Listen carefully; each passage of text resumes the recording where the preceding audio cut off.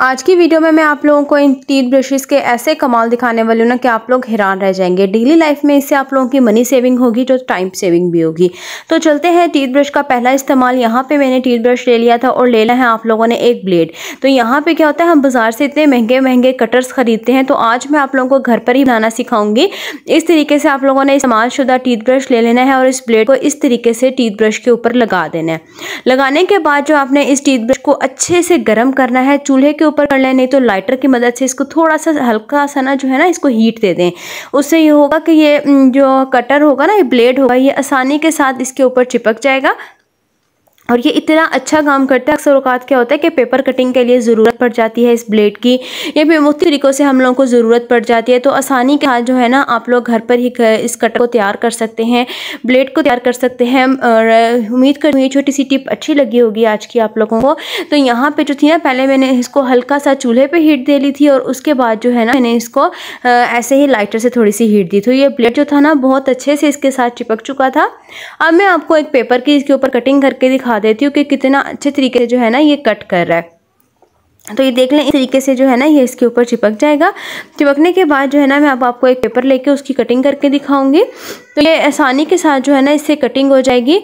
अक्सर औकात बच्चों की ड्राइंग्स वगैरह होती हैं तो कट करनी पड़ जाती हैं, तो इस तरीके से जो है ना आप आसानी से इसको कट कर सकते हैं। लेकिन बच्चों के लिए थोड़ा सा नुकसानदेह होता है, तो बच्चों से ज़रा इसको अवॉइड ही करें और इनको छुपा कर रखें, क्योंकि हाथ वगैरह भी बच्चों का कट सकता है ना। अगली जो मेरी जो है ना टिप, वो भी इस तरह के टीथ ब्रशेस को ही लेकर है। आज मैं एक और टीथ ब्रश का आप लोगों के साथ इस्तेमाल शेयर करने वाली हूँ। अक्सर औकात क्या होता है, हमारी अलमारी में जगह नहीं होती और इतने ज़्यादा कपड़े हो जाते हैं ना कि अलमारी में बहुत ज़्यादा गंद हो जाता है। तो यहाँ पे आप लोगों ने करना ये है कि ले लें हैं 2 अदर टीथ ब्रशेस, और इन टीथ ब्रशेस को जो है ना इस तरीके से एक डोरी ले लेनी है, और डोरी जो है ना वो मजबूत होनी चाहिए। अब मैं इस डोरी को इन टीथ ब्रशेस के साथ जो है ना वो अच्छे तरीके से बांध दूंगी। और यहाँ पे आप लोगों ने ले लेना है एक अदद हैंगर। इस हैंगर के साथ इस डोरी को लगाऊंगी और इस टीथ ब्रशेस के साथ जो है ना इस डोरी को बांध दूंगी।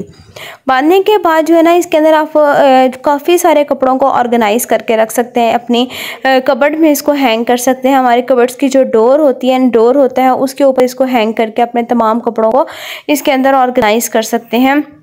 तो इस तरीके से आप लोगों ने जो है ना इसको टीथ ब्रश के साथ अच्छे से मजबूती से गिरा लगानी है।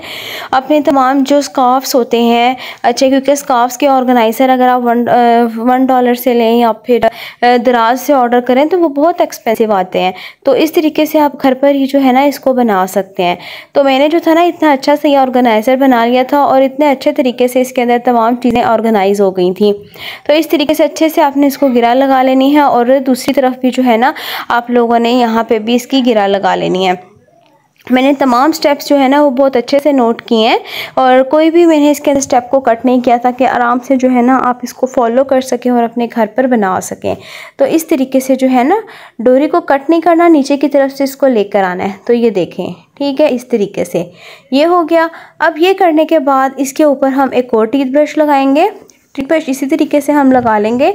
जिसका छोटा सा होल है ना उसका एक सुराख हम इसके सुराख में से ही है ना हम इस डोरी को निकाल लेंगे, और दूसरी तरफ से जो है ना वो डोरी को हम अच्छे तरीके से गिरा लगा लेंगे। इस तरीके से हमारा एक बेहतरीन सा ऑर्गेनाइज़र हो जाएगा। ये देखें, इस तरीके से लगाने के बाद जो है ना इसको दूसरी तरफ से भी हम गिरा लगा लूँगी।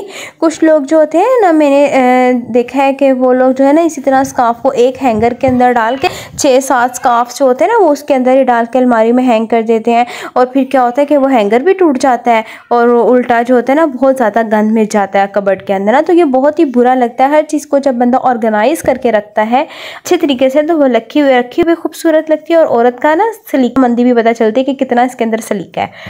तो ये देखिए, इस तरीके से जो है ना आप लोग इसके अंदर लगा सकते हैं। इसको लगाने के बाद जी अब हम बाकी को भी जो है ना इस तरीके से गिरा लगा लिया है। गिरा लगाने के बाद जो है हम बाकी को भी इस तरीके से हैंगर के साथ जोड़ देंगे डोरी को।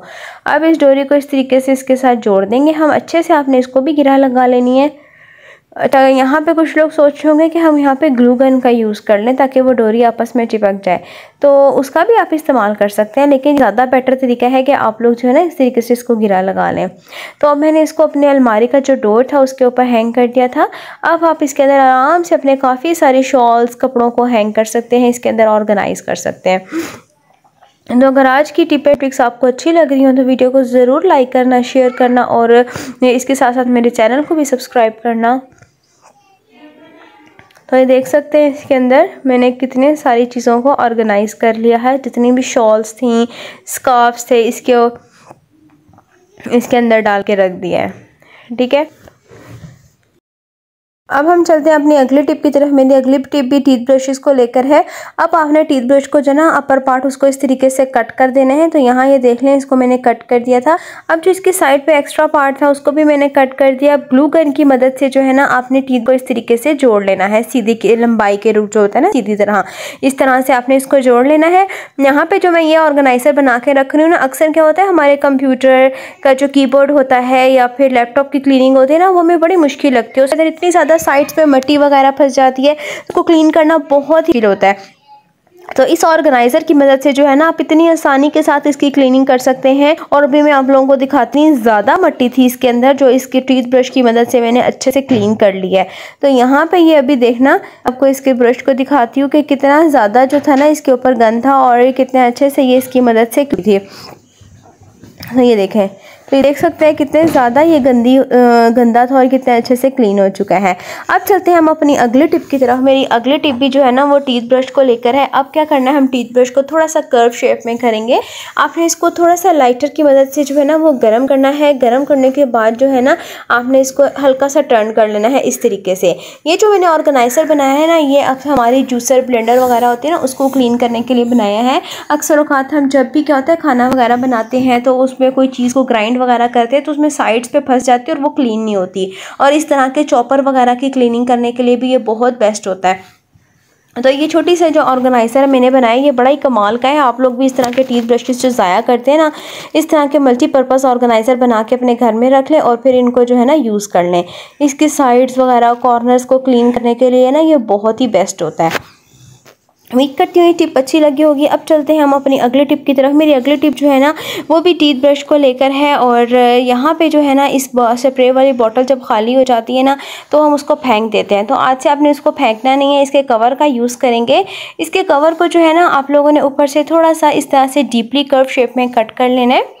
इस तरीके से आपने इसको कट कर लेना है। कट करने के बाद जी हाँ, यहाँ पे जो हम लोग टीथ ब्रश का यूज़ करेंगे, टीथ ब्रश के जो अपर पार्ट होगा उसका इस्तेमाल करेंगे। तो यहाँ पे करने के बाद जी ये देख लें, अब आपने क्या करना है, इसके जो एक्स्ट्रा ऊपर ब्रश होता है ना इसको इस तरीके से आपने ऊपर से कट कर देना है। कट करने के बाद जी अब आपने इसको मिड में से कट करना है इस तरीके से। तो यहाँ पे मैं 2 टीथ ब्रशेस का यूज़ करूँगी इसके अपर पार्ट का। तो दोनों को मैंने कट कर लिया था। कट करने के बाद जो है ना इसके ऊपर से इसको बिल्कुल प्लेन कर देना है आप लोगों ने। और प्लेन करने के बाद इसको थोड़ी सी यहाँ से साइड से हीट देनी है और इसको थोड़ा सा फोल्ड करना है कि ऐसा हैंगिंग क्लिप ये हमारे पास काम करे। तो इस तरीके से जो है ना इसको हम हैंगिंग क्लिप यूज़ करेंगे इसको। तो यहाँ पे ग्लू गन की मदद से दोनों को मैं इस तरीके से लगा दूँगी और इसके ऊपर छोटा सा एक होल कर दूँगी इसको हैंग करने के लिए। तो ये देख लें, इस तरीके से जो है ना इसको मैंने ग्लू गन की मदद से लगा दिया है। अब जो है ना हम इसके पीछे छोटा सा एक होल कर लेंगे ये इस तरीके से। अब मैं इसको अपने कबर्ड की जो डोर होगा ना उसके अंदर इसको हैंग कर दूंगी और इसके अंदर अपनी काफ़ी चीज़ों को ऑर्गेनाइज कर लूँगी। तो ये देख सकते हैं इसके अंदर मैंने अपनी तमाम एक्स्ट्रा चीज़ों को ऑर्गेनाइज कर लिया था। आप लोगों के पास भी है तो आप भी इस तरीके से इसको ऑर्गेनाइज कर सकते हैं। तो ये देख सकते हैं। अब जी अब हम चलते हैं हम अपनी अगली टिप की तरफ। मेरी जो अगली टिप है ना वो भी टीथ ब्रशेस को लेकर है। हम लोगों ने टीथ ब्रश का जो अपर पार्ट था उसका तो इस्तेमाल कर लिया था, लेकिन उसका लोअर पार्ट था वो इसी तरह पड़ा हुआ था, उसको भी हम यूज़ करेंगे, उसको भी हम फेंकेंगे नहीं। इन दोनों को हम आपस में जोड़ के अपना बहुत ही प्यारा सा चूड़ियों का एक स्टैंड सा बना लेंगे। अक्सर औकात क्या होता है जो बच्चियों की चूड़ियाँ वगैरह होती है ना, बच्चे इधर उधर उतार के फेंक देते हैं तो वो इधर उधर पड़ी रहती हैं और बहुत ज़्यादा गंद लगता है और वो ज़ाया हो जाती हैं। तो क्या करें आप लोग इस तरह से टीथ ब्रश को जो है ना आपस में जोड़ के, यहाँ पे मैंने 2 पेप्सी के और 1 डेटॉल का ढक्कन था, दोनों का मैं यूज़ कर लूँगी। इसके मिड में से आप लोगों ने छोटा सा होल कर लें। मैंने यहाँ पे छुरी को गर्म करके इसके मिड में से इस तरीके से होल कर लिया था। अब मैं इसको इन टीथ ब्रश के साथ जोड़ लूँगी। तो इन दोनों के साथ जो है ना मैं इसको जोड़ लूँगी इस तरीके। तो यहाँ मैं ग्लू गन की मदद से इसको जोड़ूँगी।